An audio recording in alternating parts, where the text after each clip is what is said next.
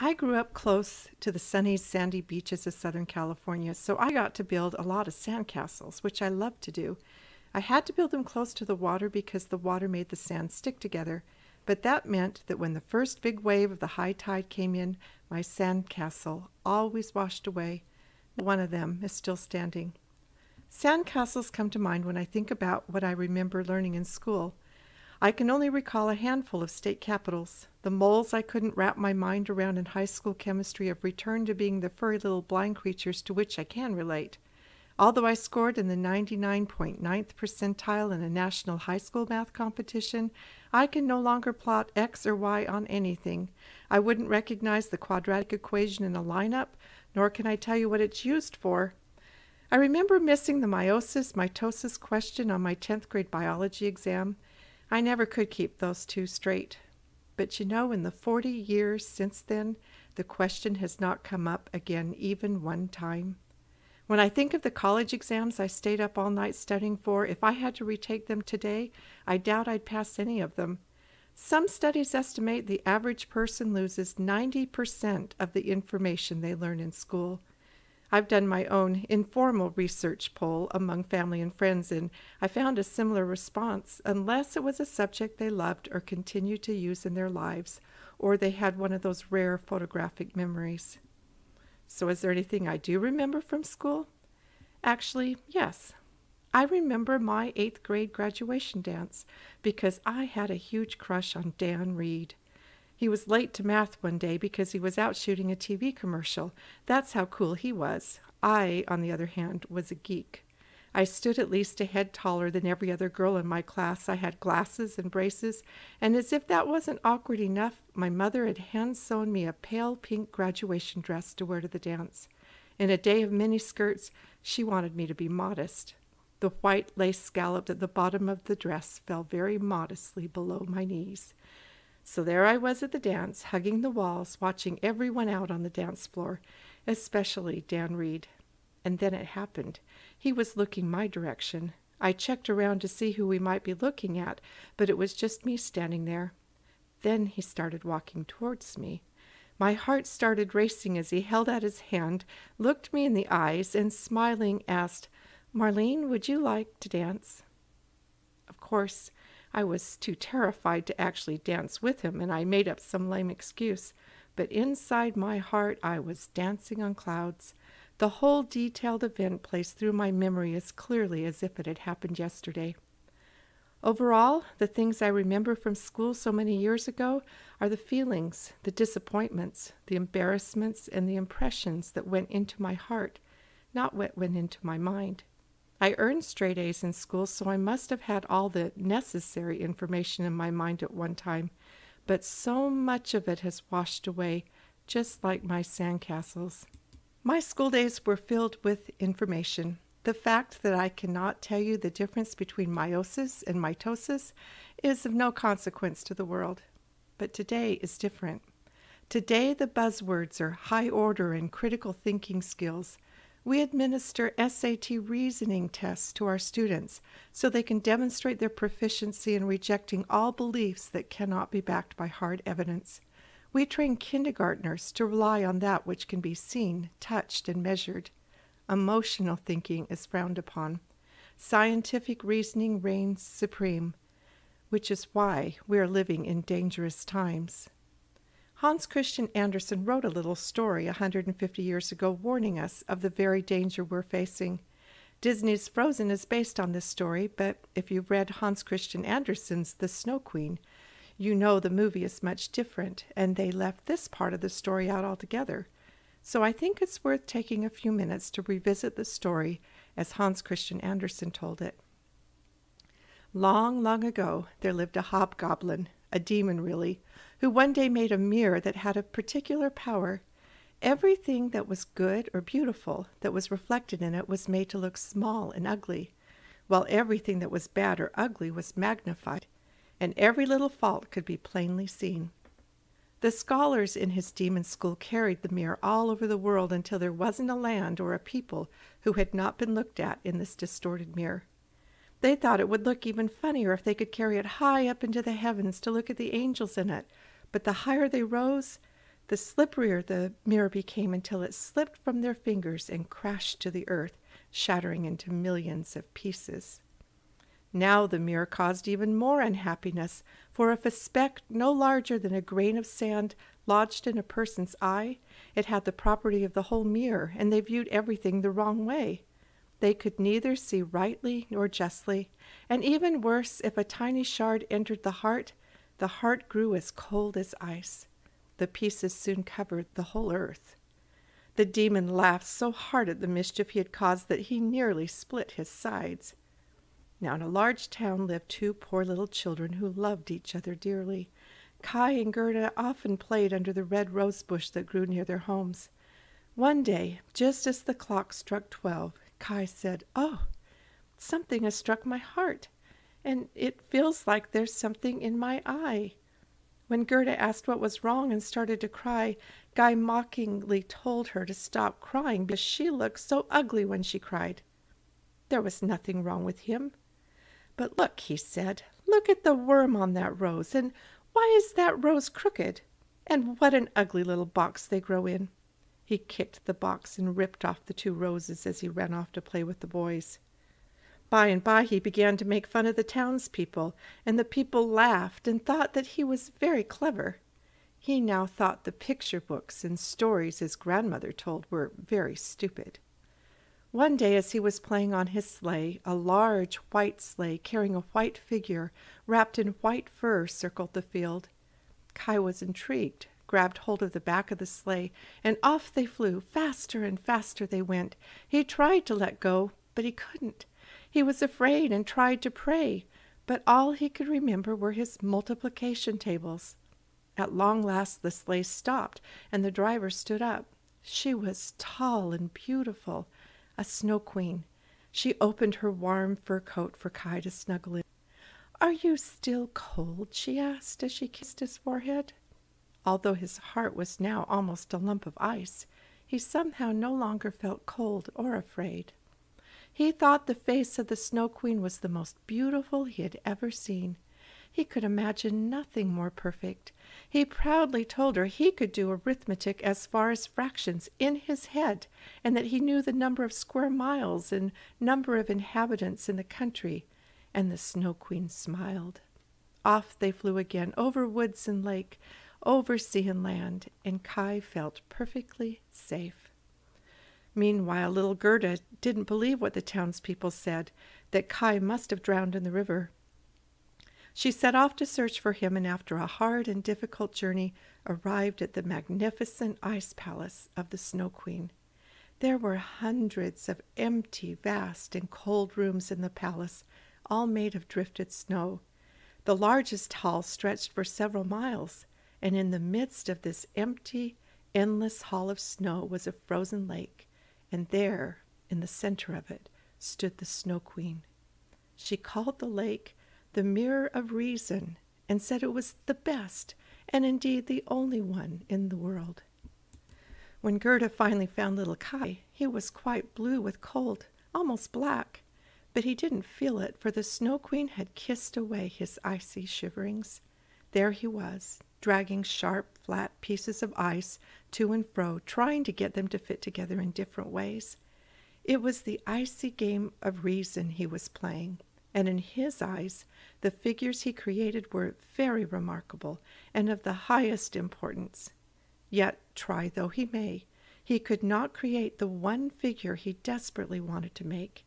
He was trying to form the word eternity, for the Snow Queen had told him, "When you find out this, you shall be your own master, and I will give you the whole world and a new pair of skates."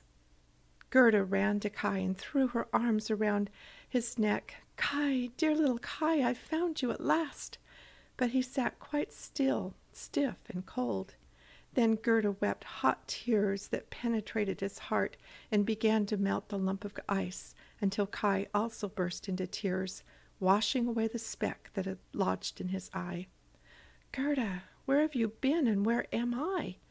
As he looked all around him, he exclaimed, "How cold it is, and how large and empty it all looks." The two danced, crying tears of joy, until they fell to the ground, wrapped in each other's arms, and as they lie there, their figure formed at last the word eternity, and Kai was forever free from the Snow Queen's power. The two made their way back to the red rose bush where they both sat, grown up, yet children at heart, and it was summer, warm, beautiful summer. I see evidence of the Snow Queen's influence all around us. That which is good and wholesome is made to look small and insignificant, even ridiculed, while the bad and the ugly is magnified. That which used to be good is now called evil, and that which was evil is now called good. The biographies written 100 years ago inspired hearts. Today we've knocked all our old heroes off their pedestals, and their modern biographers focus on their flaws and their weaknesses. The comments in comment sections are mean-spirited and cruel. Intellectuals mock feelings and demand scientific studies and factual evidence as the only grounds for discussion. If an idea cannot be measured or tested, it is rejected. Emotion is scorned. I often pick up old children's books at book sales and then go online to read what other people have said about the books, and I find comments like these. This book changed my life. I've read it so many times my copy is falling apart. The pages of my book are covered with tears. I read the book 60 years ago and I just reread it. I love it even more today than I did then. These comments are made by an older pre-Snow Queen generation. Then I read comments made about the same book by young readers today. And I read things like, "This is the most boring book I've ever read. I hated this book. No one should ever have to read it. It moves so slowly I wanted to die." I hated all those feelings. This shift from heart to mind hasn't happened by accident or overnight. It's been by design and with steady effort. Many of the most influential men and women of the last century, particularly those who influence education, have dreamed of a world governed by reason. Reason, they say, will give us solutions to all our problems.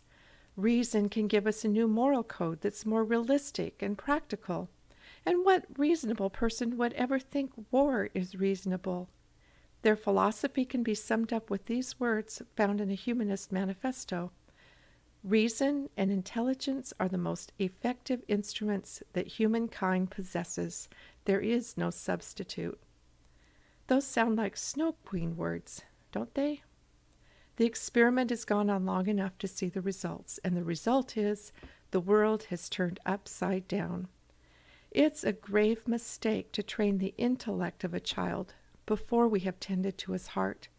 Much of the frustration of young kids in school come from forcing them to engage in academic activities for which they are not developmentally ready. We ignore the fact that childhood years have been reserved by our Creator for warming their hearts. Children can feel before they can reason. But we've tasted the fruits of science and technology, and they taste really good. We can hardly wait to see science's next big reveal or technology's latest gadget. And there's nothing wrong with that. It's all very exciting. We do want children to develop scientific reasoning and critical thinking skills. We want scientists and engineers, but it needs to happen in its proper order. Heart first, and then mind. And the reason for that is clear. Science and technology in the hands of evil or foolish hearts can and will destroy us. Only when it is in the hands of good and wise hearts will it bless us. Science is a wonderful servant, but a dangerous master. By abandoning making long-lasting impressions on the heart in favor of facts and information in childhood years, we've created a massive educational system of sandcastles. But it's not only our learning we're having a hard time holding on to. Everything around us is getting slipperier. We're having a hard time holding on to our jobs, our homes, our money, our relationships, our faith, even our freedom. I blame the Snow Queen's hold on us. Only by paying proper attention to heart can we bring our world back into balance. For the amount of time, money, and worry that go into educating our kids, I'm not satisfied with sandcastles, as fun as they are to build. I want diamonds. Diamonds are one of the few things in our world that don't decay or fall apart over time. If I find a diamond that was buried in a treasure chest 1,000 years ago, it will still sparkle today just as brightly as the day it was buried. Diamonds are forever. I want a forever system of education. I want learning that will last, which is why I am a big proponent of Common Core standards. I think that not only all 50 of our states should adopt Common Core standards, I believe the whole world will benefit from them. But the Common Core standards I have in mind are not the ones being implemented in our schools, because I have a different objective in mind. Our schools hope to make our children college and career ready. They want to prepare global workers for the global economy. I think our kids deserve much more than that. We can't go wrong when we align our will to God's, and His will is, man is, that he might have joy. So my objective is to prepare children to live lives of maximum everlasting joy, in which a job will certainly be part of the journey, but will not be the ultimate destination. My proposed Common Core standards won't require any governor's signature or committee to debate them. They need no federal funding. In fact, they don't need any funding at all. They're free to implement, and they can be implemented starting today in your home and in mine. These Common Core standards provide the antidote to the Snow Queen's poison. I have them from high authority. The site for the current standards say they can explain theirs in 3 minutes. I can express mine in just 3 words. 1, faith. 2, hope. And 3, charity. Let me show you what they look like. First, faith. Faith is the first thing to go in a Snow Queen's reign because she demands full trust in only those things that can be seen, tested, and measured.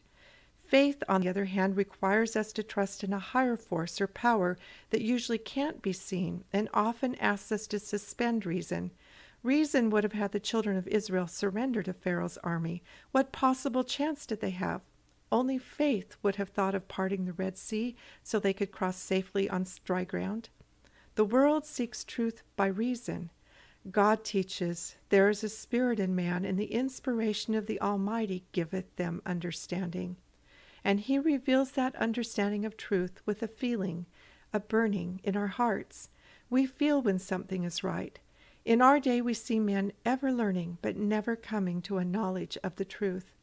Truth, light, spirit, and living water are all words that are used interchangeably in the scriptures to describe what I call spiritual sunshine, and we all know what would happen to us if the sun stopped shining. It requires faith to believe in its existence. It can't be studied under a microscope, but you know when it's present because in its rays is felt love, joy, peace, patience, gentleness, goodness, and meekness. It infuses joy into our soul and becomes part of us, which is what differentiates it from mere pleasure. Pleasure is usually temporal and temporary. The pleasure of eating a chocolate chip cookie lasts only as long as the cookie. Spiritual light, on the other hand, is satisfying and everlasting. All light can be traced back to its source, and I know of only one who has claimed to be the source of this light I'm describing. The good news is He freely shines His light on everyone, the believer and the unbeliever. What varies from person to person is the capacity to capture this light. The greater the capacity, the greater the joy. The value of a diamond is also determined by its capacity to capture light. Some diamonds sparkle more than others. Spiritual sunshine quickens feelings. It animates us and makes us feel alive. It opens up our understanding. To be inspired literally means to take in breath or to take in spirit. Brahms relied upon inspiration to compose his music. He described the process this way. I will now tell you about my method of communicating with the infinite, for all truly inspired ideas come from God. Beethoven, who was my ideal, was well aware of this. When I feel the urge, I begin by appealing directly to my Maker. Straightway the ideas flow in upon me, directly from God, and not only do I see distinct themes in my mind's eye, but they are clothed in right forms, harmonies, and orchestrations. He went on to say it was the same power by which all the great composers like Mozart, Schubert, Bach, and Beethoven drew their inspirations. Is the day of greatness behind us? I like the hopeful words of Orson Whitney, who said, "We will yet have Miltons and Shakespeares of our own. God's ammunition is not exhausted. His brightest spirits are held in reserve for the latter times." Close quote. But I can't see it happening until we undo the damage of the Snow Queen and reopen the channels of inspiration to our children. Which brings me to my Common Core standard for faith. Prepare the child's heart to be inspired. Goethe was asked how he kept spiritual light flowing inward. His response was that every day he gazed upon a masterpiece of fine art, read a piece of fine literature, recited a selection of poetry, and listened to beautiful music, exactly the things the Snow Queen is eliminating from our classrooms. She may argue with me that they're there, but what is remaining of the arts is to be looked upon and analyzed with intellectual eyes, not felt by the heart. She doesn't trust the heart. By filling the hearts of our children with beautiful images of art, literature, and poetry, we are giving the spirit something to light up. If I go out on a dark summer night with a flashlight and shine the beam straight up in the air, I won't see the light unless it reflects off dust particles in the air, maybe an occasional moth. To really see the light, I need to shine it on the leaves of the trees or the ground ahead of me. We can increase the light within our souls and the souls of our children by giving the Spirit a large surface area to light up. By following the admonition of Paul and treasuring up in our hearts those things which are virtuous and lovely and of good report and praiseworthy, we provide lots of surface area for the Spirit to light up. Light cleaves to light, and in that light will be felt great joy. When we block spiritual sunshine, the same thing happens to our world as happens to a flower bed that is covered with a sun-blocking tarp. Everything underneath it begins to rot and decay. If we wish to prepare our children's hearts to be inspired, we need to give the Spirit room to do its work. Several months ago, I was looking for Christmas stories to include in our Christmas book. When I finished reading one of the selections, I was so overcome with emotion, I buried my face in my hands at my desk and wept. The emotions I felt made me want to be kinder, to be better. They lifted me up. I felt my heart enlarging.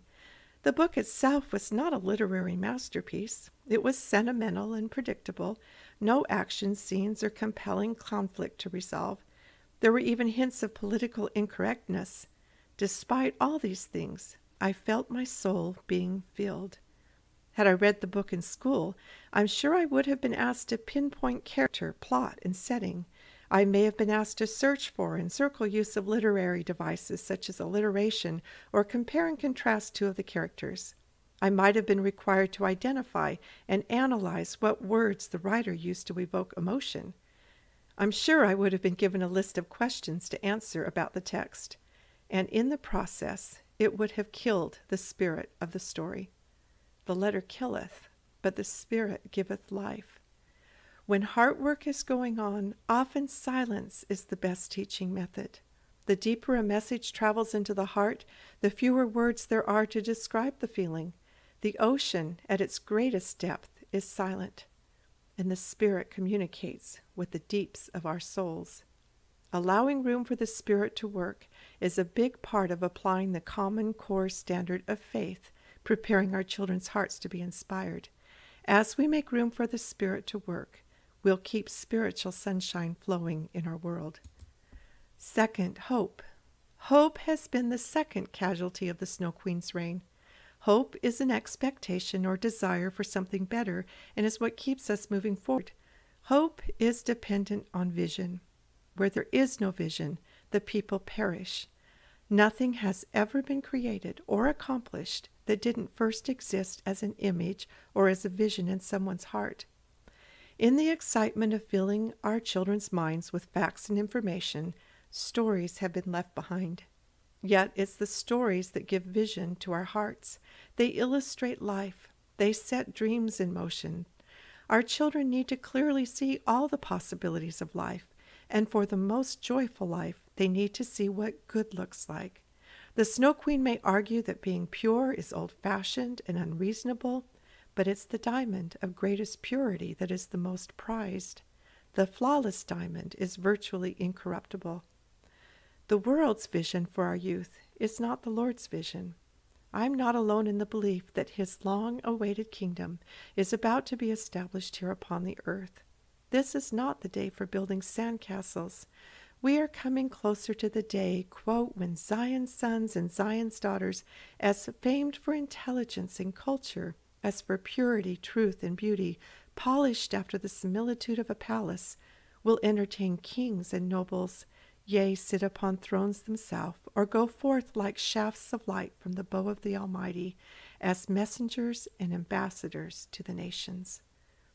Most diamonds are formed under prolonged periods of high heat and intense pressure, a process that can be repeated to make diamonds harder. Diamond souls, fit for the kingdom of God, will be formed in the same way. One night I was saying my usual prayer, please watch over my children, keep them safe from all harm or accident, bless them with health and strength and with every good desire. But this particular night, my prayer was gently interrupted with these words that formed in my mind. Marlene, are you asking me to keep them from the very means that brought you to know me? I knew it was true. It wasn't the times when everything was going right that I felt his power. It was those times when I was back to the wall with nowhere to go, the times when reason offered no solution, that I experienced his miracles and felt his healing power pour into my soul. Yet it didn't seem right to pray that horrible things would happen to my children, so I said, then I'm not sure what to pray for. Immediately the sweet feeling came, pray for more trust in me. That's a much harder prayer to pray, but I'm trying. What we can do to keep hope alive in the hearts of our children through the troubling but necessary diamond-forming stretches ahead is to make sure we have filled their reservoir of stories with examples of others who have struggled through challenges and overcome difficulties. We need to give them a vision of the world as it can be to look forward to, and especially we need to show them what faith in God looks like. They need to know God always keeps his promises and that nothing is impossible to him. It's the diamond souls with clear vision who will stand strong when everything around them is falling apart. They will inspire hope in those whose hearts are weak. By giving our children a vision of good things to hope for, the second Common Core standard, we will ensure that there will be diamond souls who can withstand the heat and lift those around them to higher ground in the days ahead. Their hearts will not fail them. 3. Charity. Charity is the pure love of Christ, and this love is the superglue of the universe. Take love out of a marriage, and the marriage falls apart. Take love out of a family, and the family breaks up. Take away love of one's country or patriotism, and the nation starts to crumble. Take away love of God, and faith vanishes. Take love out of learning, and the learning doesn't stick. This pure love is a gift of spiritual sunshine. As the Snow Queen blocks access to that light, love grows colder. But by following Common Core Standard 1, our children's hearts will be inspired, and in the light of that spirit, the heart of our children will be filled with pure love. It's not just enough to capture that love, though. The love needs to be put to use and reflected outwards. Likewise, the value of a diamond is not just in its capacity to capture light, it's also in its capacity to reflect that light. In Robert Browning's Paracelsus, Festus and Paracelsus are lifelong friends. Paracelsus longs for the life of the scholar. He can imagine no greater happiness than uninterrupted time with his books, digging out the deep meaning of the truth of the ages. Surely this will be his great gift to mankind, to share his vast knowledge and understanding. The two friends meet 20 years later. Paracelsus is a wreck. He's miserable and he's dying. But he has learned a priceless lesson, though too late for himself, as he now understands. There is an answer to the passionate longings of the heart for fullness, and I knew it. And the answer is this: live in all things outside yourself by love, and you will have joy. This is the life of God. It ought to be our life. There is a right use and a wrong use for all things. If you tweak the word righteousness just a little, you have right useness. The right use yields joy. The wrong use yields sorrow. This standard of righteousness can be to business, money, education, art, music, the internet, sex, everything in our world. Great blessings in their right use and great sorrow in their misuse. Common Core Standard 3 is teach the right use of all things in love. It's a formula for long-lasting joy. In the world's economy, the richest man is the one with the most money. In heaven's economy, the richest man is the one with the greatest capacity for joy. As love increases, joy increases. If we want our children to be heavenly rich, we'll need to give them a clear vision of what love looks like. Love suffereth long and is kind. Love envieth not, vaunteth not itself, is not puffed up, does not behave itself unseemly, seeketh not her own, is not easily provoked, thinketh no evil, rejoiceth not in iniquity, but rejoiceth in truth. 10 years ago, the American Psychiatric Association revealed a study where they estimated the average 18-year-old in the United States will have viewed over 16,000 violent deaths and over 200,000 acts of violence. How many acts of love will we have given them to view in those same formative years? How important is this love? Let me put it this way. One day I asked my husband to go to the store and buy me some broccoli for a casserole I was making. When he came home, he had several bags of groceries on his arms. There was milk and bread and butter, cookies, chips, and cereal. Although everything he brought home was good, the one thing I needed wasn't there, the broccoli. Love is the broccoli of life. To paraphrase 1 Corinthians, though a child should score a perfect score on the SAT, graduate with honors from Harvard, write a New York Times bestseller, head up a major corporation, find the cure for cancer, or be awarded the Nobel Peace Prize, if that child has not love, he is as sounding brass or tinkling cymbals. On the other hand, though a child speaks not 3 languages, fails algebra twice, cannot compare or contrast 2 characters in 2 major works of literature, never marries, lives out his life in a small one-room cottage, and never does one single notable act in the eyes of the world, if that child's heart reflects love towards all God's creations, he will find his name in God's book of everlasting treasures. He shall have discovered eternity and will have become master of his own soul. God is love. Now, I believe Common Core standards need frequent assessments. In fact, I recommend a daily test be administered to every parent. The same 3 test questions can be used each day. Question 1, today, what did I do to prepare my child's heart to be inspired? Question 2, today, what vision of great things did I give my child to hope for? And question 3, today, what did I teach the right use of in love? Faith, hope, and charity. If we adopt these 3 common core standards, the outcome that we can expect is to see a new heart and a new world emerge in just a few years, a golden age of peace. For thousands of years, poets, prophets, and sages, the dreamers of the world, have longed for a world of peace, ruled by love, beauty, and justice. Yet the history of the world has been almost one continuous story of war and bloodshed, of conquering and being conquered. Still, the dream persists. Upon being awarded the Nobel Peace Prize in 1954, Albert Schweitzer gave these words in a memorable speech, quote, "The idea that the reign of peace must come one day has been given expression by a number of peoples who have attained a certain level of civilization. In Palestine, it appeared for the first time in the words of the prophet Amos in the 8th century BC, and it continues to live in the Jewish and Christian religions as the belief in the kingdom of God. It figures in the doctrine taught by the great Chinese thinkers, Confucius and Lao Tzu in the 6th century BC. It reappears in Tolstoy and in other contemporary European thinkers. People have labeled it a utopia. But the situation today is such that it must become reality in one way or another, otherwise mankind will perish. He was referring to the weapons of mass destruction that we have now that literally can wipe out a world. He continued on, decisive steps must be taken to ensure peace, and decisive results obtained without delay. Only through the Spirit can all this be done. Is the Spirit capable of achieving what we in our distress must expect of it? Let us not underestimate its power, the evidence of which can be seen throughout the history of mankind. Many a truth has lain unnoticed for a long time, ignored simply because no one perceived its potential for becoming reality. Close quote.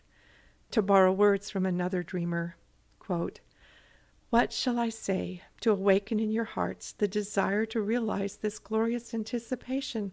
I can only call upon God to make my words as sparks of fire, to fall upon the tinder of your hearts and kindle them into flame, that from this hour your souls may be lit up with the light of your glorious destiny, that you may live for God and His kingdom, not simply for yourselves and the perishable things of the earth.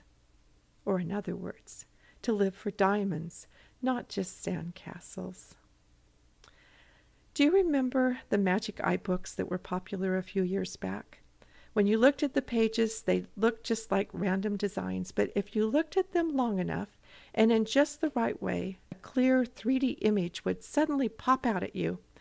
I had a magic eye moment with history recently. That's the best way I can describe it. I had been studying the stories of many of the nations of the world, and I was sitting there looking at a world map, thinking about these stories.